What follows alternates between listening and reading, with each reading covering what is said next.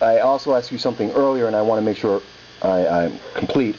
I mentioned Claudia Tenney, who's the Republican candidate. Are you aware of the other candidates, George Phillips and Aaron Price? Yes. Aaron Price, I know. It's sad that the media has not given him his fair share of media coverage. I'm not sure why that is. Perhaps it's a structural issue within his campaign where doesn't really have the understanding or just structure to send out the press notices or whatever. He did an interview with me. What's that? He did an interview with me. Yes. So I think the media, I think in any race, especially this race, the media has an obligation to create, an open process where the issues are known, that the issues are brought out, and they know where the candidates stand on the issues, and just like what you're doing, they publicize that. And I think that's important because without proper educating the voters, people are going based on name recognition, and name recognition is not always a good thing when it comes to elections because it can be very deceiving. I think it's more important that people understand where the voters stand or where the candidates stand on the issue. So I hope that his campaign, because I've seen media outlets continue just to mention me, Claudia, and George Phillips. I hope that they do put Mr. Price's name more often in the mix because I think it's only fair if he is, in fact, a legitimate candidate. Well, I've tried to be fair to everyone, and I've offered interviews to everyone. Everyone except George Phillips has accepted so far, which leads me, I'm looking at you, I see you have a website up now. I do, yeah. It's I had some difficulty finding it. It's for some reason not showing up in search engines, but I did find it. And I see you have... I think because it's new, we've submitted up to all the search engine optimization stuff, and I think it just takes a little while sometimes you got to do it multiple times to get them to do their thing, but... Absolutely, we'll get there. I'm familiar with the SEO, the search engine optimization. How long ago did you put up the website? The website has been up since we announced our candidacy on December 30th. Oh, okay. Well, sometimes it takes about a month or so to get through the search engines, but I have found it now, and I will include that in the article for you. Let me conclude this, and again, we'll speak more in the future, but for now, let's conclude this with my question would be, is there anything that, at the moment, that you want to share with any of my listeners, any of my readers? I guess the big one is that I'm pro-Second Amendment and I'm pro-gun. I am a legally licensed pistol carrier. I have an unrestricted pistol license, so oftentimes I do carry my firearms, and that's because I am of the belief that people are their first line of defense. The police is not the first line of defense for people. People have to be the first line of defense to protect themselves, their valuables, their family, their friends, their neighbors. I just feel that if more prudent people possessed firearms, that it would be a better deterrent to deter crimes, and especially heinous crimes where there's a lot of bystanders, where people just come in and just plink off several dozens of people in public places. I can tell you I was very fearful to even go to the movie theater after the shooting in Colorado, after that guy had went in and basically just open fired on everybody in a theater. And I thought to myself, we have a perfect example, and one of them is the situation where a guy went into AT&T in New Hartford and had a pistol and was very disgruntled about his cell phone bill, like many other people. And instead, he decided to take an act of violence rather than talking out his problems, and was going to be fired upon the people there. And luckily, there was an off-duty police officer from Rome who had his firearm on him and was able to stop the man before he created mass casualties, including innocent bystanders. So I think in these tough times, and history will show, and Texas is a great example of it, the more people that are properly armed will be a better deterrent for deterring people who have mental illness, who take firearms and put them in their hands and try to go out and hurt innocent bystanders. So I've always been an advocate of the Second Amendment. I will continue to be an advocate of it, and I would even in the future push possibly for a state like New York State, or work with our elected state officials to have an open carry law instead of a concealed carry weapon, because I feel as if you're almost criminalizing people who are not criminals by making them stick a pistol or whatever down their pants and hide their Second Amendment right to do so.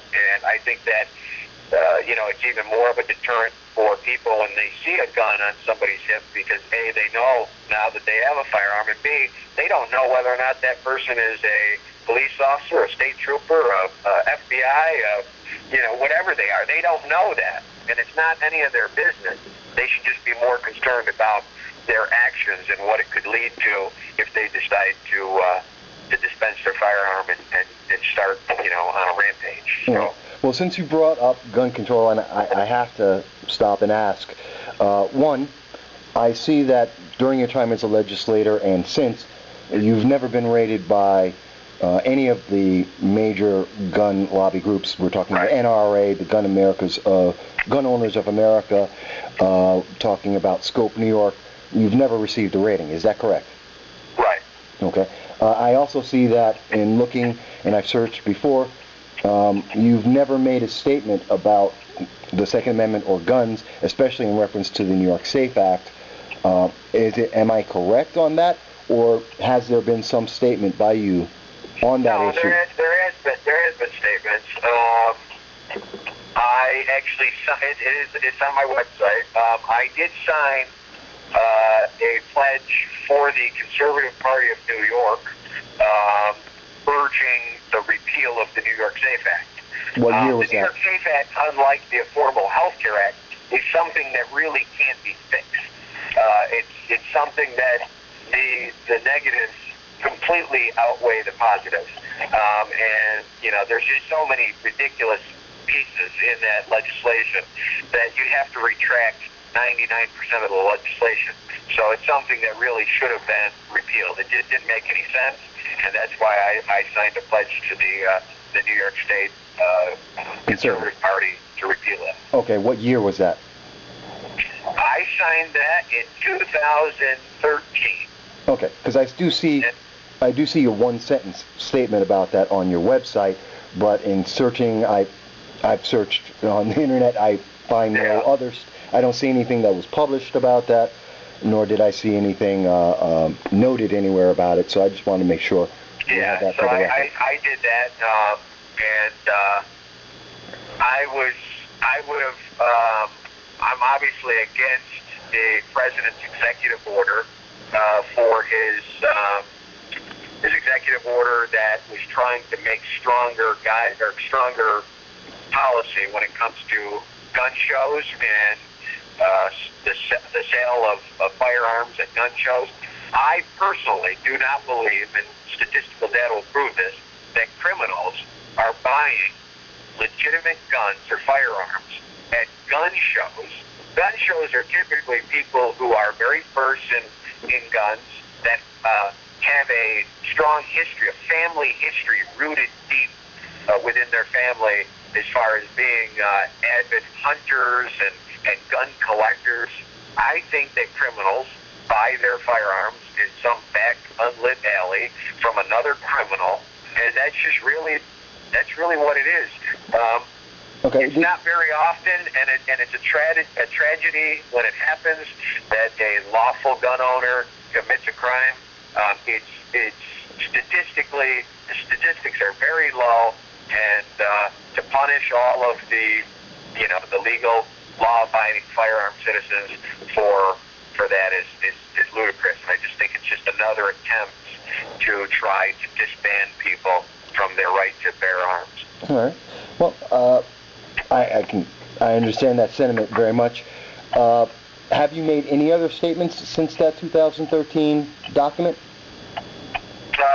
Only like I was on the radio not too long ago where I said the New York SAFE Act didn't make sense. It was a piece of legislation that was rushed through, and quite frankly, it just there's a piece that didn't make any sense. I don't even know who would have advised, the governor on such a piece of legislation. I mean, typically when you look for crafting legislation, you go right to the people who understand the process and understand the issues. And so I really don't know who advised him on it, but it was definitely ill-advised. It was the Democratic Party and a reaction to President Obama. But that being said, you said you spoke on the radio. What year was that and what station by chance? Oh, it was just recently. It was on WUTQ, and it was a couple of weeks, maybe 3 weeks ago. Okay, yes, I do know that. I remember I heard that, and I'll definitely double check and get those quotes in there as well. There's a lot of questions, of course, and I look forward to being able to speak more about this. Definitely when you come down to Binghamton, hopefully we'll be able to speak with you again, maybe in person. That'd be wonderful. And maybe do something video and go into how what day is the actual committee meeting for the Democratic Party? Depends on the committees. They're all spread out through next week. Some of them are on the 10th, the 11th.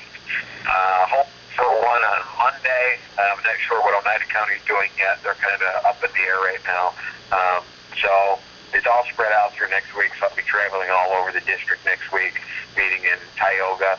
We don't have a date set for Broome, although I've been in constant contact with them, and hopefully Mr. Testani will put together a meeting very soon, because like you said, petitions start March 8th, and so we've got to have some endorsements by then, because that's just how the process is supposed to work. Well, absolutely, and when you do, I know I hadn't seen the date for the Democratic Party here in Broome County, but when it does, maybe we'll meet together then, and we'll be able to speak a little bit more. Sounds fair? I appreciate that. Yes, I'll definitely, I'll let you know. I'll stay in touch. Absolutely, and we'll be talking again very, very soon. And I want to thank you again for the time you've given us to speak with you and to learn more about you. And we wish you well on the race.